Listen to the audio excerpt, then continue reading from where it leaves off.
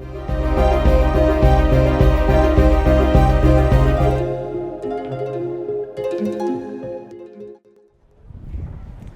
Emma, Enchanté. bienvenue à bord du bateau Merci. littoral, un peu différent de ce que vous connaissez. Oui, un peu plus de voile. On y va? Oui. Et ma jeudi première.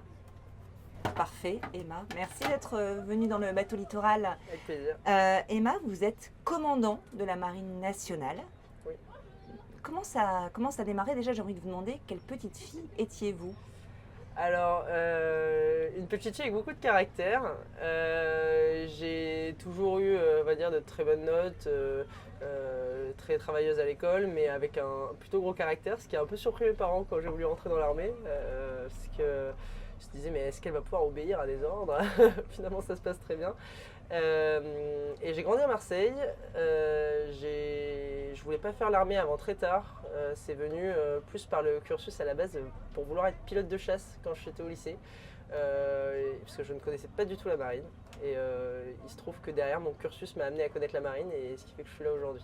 Alors, vous êtes donc depuis peu à la tête d'un bâtiment donc de la Marine nationale, un bâtiment école. Vous suivez en fait le cursus d'officier, donc de commandant. On dit d'ailleurs commandant et pas commandante en marine, C'est ça. contrairement à l'armée de terre, ça s'est pas encore féminisé. Alors ça se dit peut-être dans certains bureaux, mais je sais qu'au niveau, en tout cas marine, c'est pas féminisé. Moi personnellement, ça me va très bien comme ça. Des femmes commandants, il y en a de plus en plus. Oui, de plus en plus. Pour exemple, là, donc, comme vous disiez, je suis commandant d'un bâtiment école. On est 8 bâtiments écoles et sur les 8 commandants, on est 2 femmes. Actuellement 3, parce qu'il y a un des hommes de cette année qui a passé son commandement donc, un commandant féminin pour l'année prochaine. Donc 3 sur 8.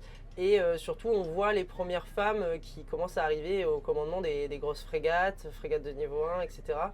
Et qui ont fait leur petit bout de chemin depuis que les femmes en fait, officiers sont admises à l'école navale. Ouais. Donc ça, c'est quelque chose d'assez récent. Ça date de 93, si je ne dis pas de bêtises. Et puis ensuite, on n'est quand même pas nombreuses non plus dans les promotions. C'est en train de changer, parce qu'elles sont plus d'une vingtaine, 23 il me semble cette année, ce qui est en pourcentage assez énorme, parce que je crois qu'ils sont 90 dans leur promotion.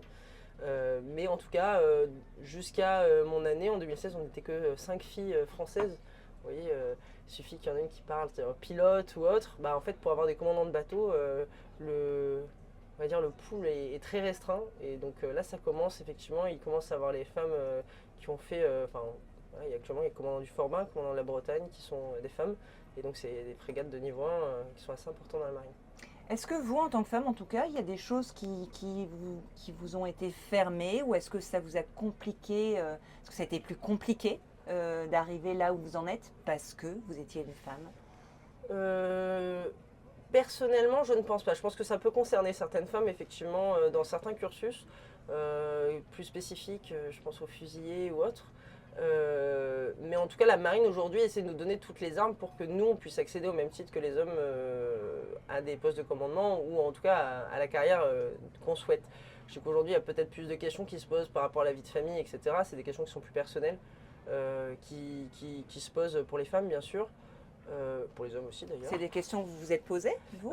Moi pas encore, parce qu'il se trouve que je n'ai pas une vie de famille encore établie et puis je suis encore assez jeune. Après on nous la pose très tôt, c'est-à-dire que je suis rentré à 18 ans dans la marine et on nous a quand même amené à nous questionner sur le sujet assez tôt.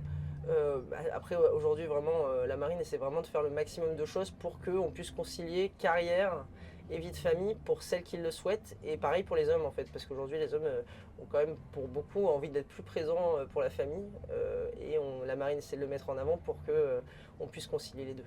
Et puis il y a une envie aussi de la marine, vous avez été donc égérie de campagne de communication pour inciter donc à venir dans la marine nationale. Alors, ça veut dire qu'on a pris une figure féminine, ça montre aussi que les choses bougent. Oui, voilà. Après c'est quelque chose qu'ils essaient vraiment de faire aujourd'hui dans la communication, c'est de montrer tous les visages. Et en fait, c'est vrai qu'en pourcentage, on reste moins nombreuses, mais pour montrer aux petites filles et aux adolescentes, etc., que c'est possible de s'engager aujourd'hui et d'avoir une carrière qui est tout aussi belle qu'on soit une femme ou un homme. Et donc, c'est vrai qu'on est peut-être plus représenté aussi sur la communication pour montrer en fait tous ces visages-là et montrer aussi tous les métiers, toutes les possibilités, etc. Et dans votre quotidien, en tout cas, donc vous êtes à un poste d'officier quand vous avez donc à diriger des hommes. Est-ce que ça se passe tout à fait naturellement? Ça ne pose plus aucun problème. Quelles sont les réactions? Est-ce que vous en discutez? Vous avez des échanges là-dessus? Moi, j'ai l'occasion d'en parler assez souvent, mais ça va pas forcément être avec mon équipage. J'avoue que je n'ai pas trop eu de soucis sur ce côté-là. Ça m'a même peut-être, je pense, aidé à certains moments, parce qu'il y a peut-être des gens qui viennent se confier peut-être plus facilement à moi ou autre. Ça reste à prouver. Mais en tout cas, moi, au niveau personnel, j'ai jamais eu de problème pour commander du fait d'être une femme. Enfin, c'est quand même relativement accepté en fait. Alors peut-être pas dans tous les milieux, je pense que c'est peut-être plus difficile pour les femmes qui arrivent sur sous-marin parce que c'est tout récent, etc. Nous, les bateaux de surface, ça fait quand même déjà assez longtemps. Et aujourd'hui, ça commence vraiment à rentrer dans la norme. Il y a toujours des petites problématiques qui se posent et toujours des problématiques de société. Mais au niveau marine, en tout cas, personne ne nous met des bâtons dans les roues pour commander et encore moins les équipages de ce que j'ai vécu moi. Problématique de société, on voit bien que les choses avancent, évoluent, qu'on parle beaucoup plus facilement dans l'armée aussi, Oui. de ce fameux phénomène de MeToo aussi qui a commencé, donc la parole qui s'est libérée aussi au niveau de l'armée. C'est des choses pareilles que vous avez l'impression que vous en parlez plus facilement maintenant entre femmes et avec vos collègues aussi. Alors moi j'ai pas, enfin si j'ai été confrontée à des histoires qui au même titre sociétal en fait vont en pénal parce que il s'est passé des choses au même titre que ça aurait pu se passer dans le civil je pense. Après c'est quelque chose sur lequel on est très sensibilisé. Alors il y a une nouvelle vague là forcément avec ce qui est sorti dans les médias, il y a une nouvelle vague de ok il y a sûrement des soucis et il faut les régler parce que ça devrait pas arriver. Tout est-il que c'est quand même quelque chose qu'on prend pas mal en main. On a des représentants féminins sur les bateaux. On essaie vraiment de créer un lien de confiance pour qu'on puisse nous en parler, même en tant que chef, si jamais il y a des soucis qui se passent à bord.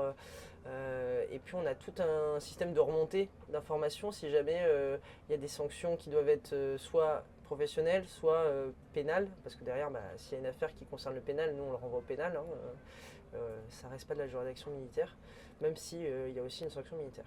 Et aujourd'hui, on en parle plus, c'est tant mieux, parce qu'en fait, il s'agit d'arriver à écouter les victimes, etc., les présumées victimes aussi dans certains cas, pour les accompagner au mieux et que personne n'empathise et en fait que ça se passe dans la justice la plus claire. Vous sentez que c'est moins tabou?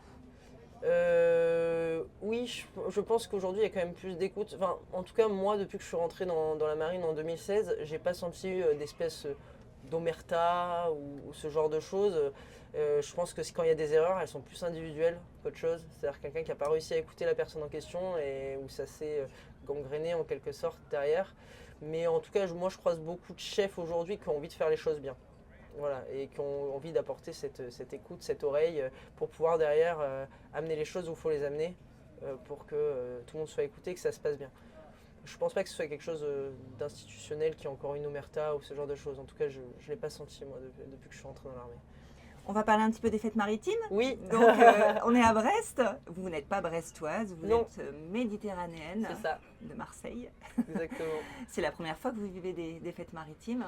Oui, c'est même le premier jour, parce que j'ai eu l'occasion de venir hier.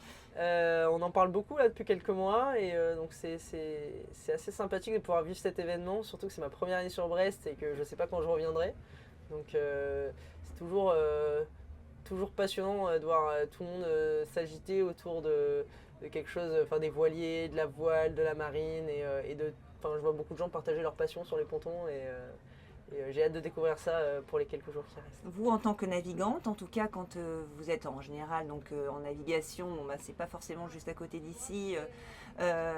Quel lien vous unissent avec le monde de la voile traditionnelle ou de ce patrimoine maritime? Est-ce qu'il y a des liens assez forts qui existent entre la Marine nationale et le patrimoine maritime? Alors nous, spécifiquement sur le bateau, je dirais qu'on n'en a pas forcément, parce qu'en fait ça dépend des partenariats. Il est possible qu'il y ait des unités, qu'il y ait des partenariats avec plus la partie voile traditionnelle, etc.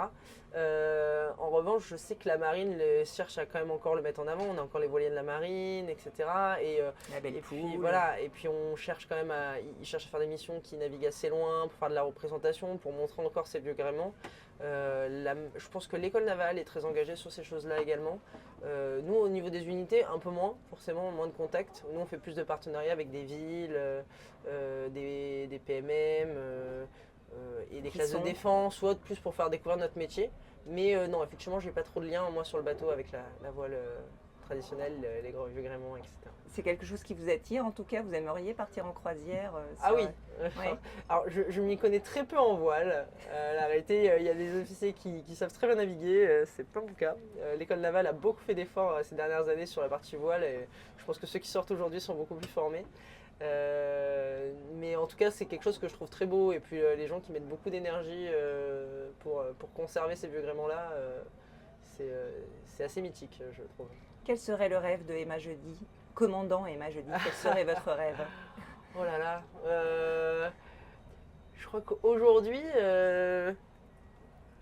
c'est compliqué comme question. Professionnellement, on va dire. Oui, bien sûr, mais non, je crois qu'en fait, je suis là où j'avais envie d'être dans ma carrière actuellement. J'ai eu la chance, c'est pas toujours le cas, on n'a pas toujours la chance d'avoir ce qu'on veut dans notre carrière.